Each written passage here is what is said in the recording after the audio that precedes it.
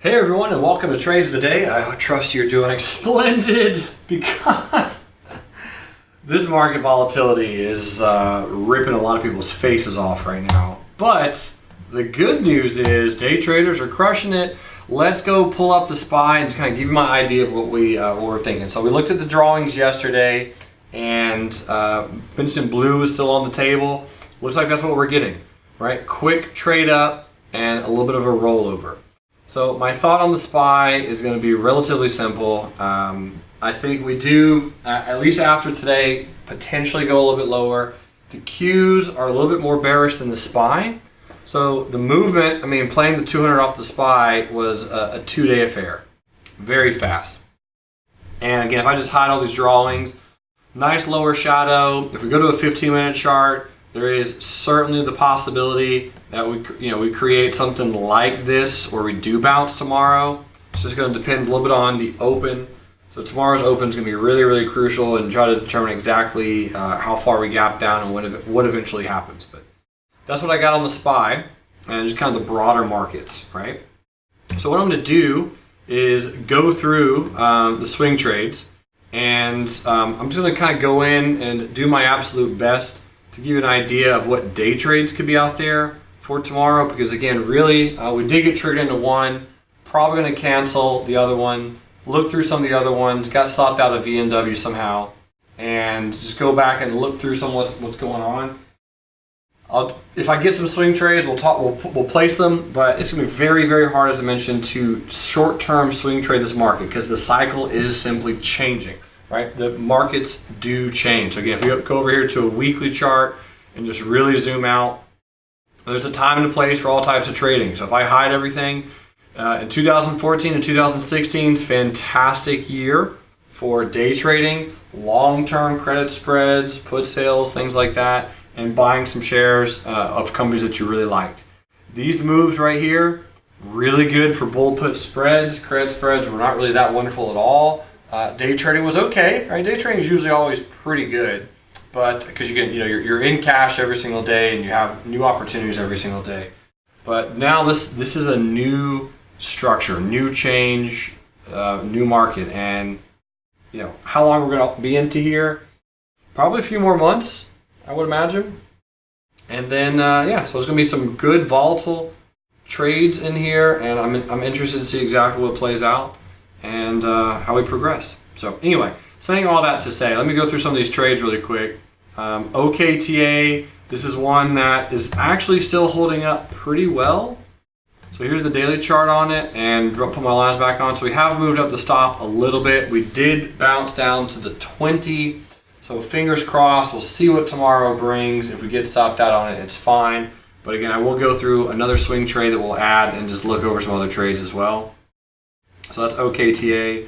General Electric had a pretty decent pullback today, honestly. Didn't quite get to 2R. It's a lot of volume, but again, still in a bearish market. I think we leave our stop alone, let it interact with the 20, and then hope eventually GE kind of just continues with its trend. AutoZone, ticker symbol AZO. So it did go a little bit lower. So most of the market sold off. AutoZone didn't really, only down 0.6%, but it did slowly continue down some. VMW, so VMware, gapped up, and it did stop us out for 0.7 R's loss on VMW. So I did lose on that one today.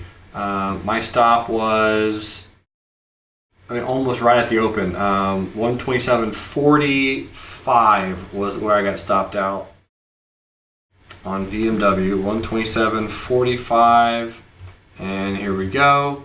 Now SGH did not trigger, so this one did not trigger. SGH didn't quite pull back far enough, and Dick's Sporting Goods did. And actually, I don't mind that candle on Dick's Sporting Goods. It looks kind of cool.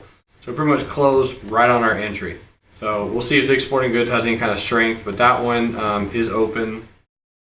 Or I should say it is active and got traded at 34.17. So again, as far as directional swing trades are concerned, it's going to be really challenging just based on the type of market that we're in. But I have one. It's going to be Salesforce. It's 116.69 by 120.58. Again, massive bearish candle. We got a really good bearish gap and go. on the 22nd. We had a good bearish gap and go on the 21st. We've broke lower. We've retested. We closed below the hammer from yesterday. We closed below the 50. So I'm trying to see if we can short off the 50. Now, based on how volatile this market's been, if CRM gets a gap up and it's opening above our entry, so above 116.69, then go ahead and cancel it. So that's going to be kind of my contingency plan, is I'll have on tomorrow if it's opening above 116.69, then I'm going to cancel. It's open because it's not triggered yet. And as far as day trading is concerned, I'll just mention, here's some stocks that I have that you want to keep an eye out for a day trade tomorrow. Cigna, it's gapping down just a little bit, but you had a very strong bullish candle here, and it broke above, made a little bit of a higher move, and then kind of automatically just trapped all the bulls from yesterday. So if Cigna starts going lower tomorrow, this is a nice looking trend, and you have room to go into the 100 on a weekly, which is about 160 and some change. So it's not a huge move. This setup is not a day trade. I'm not going to have my stop up here by any means, but I'm just simply saying 160.26 or 162 is where I get interested, and if you zoom into a 5-minute chart, maybe risk 20, 30, 50 cents, $1, we'll see. But Cigna, just what I'm watching. The Qs is another one that we'll be watching tomorrow, and if it gaps down.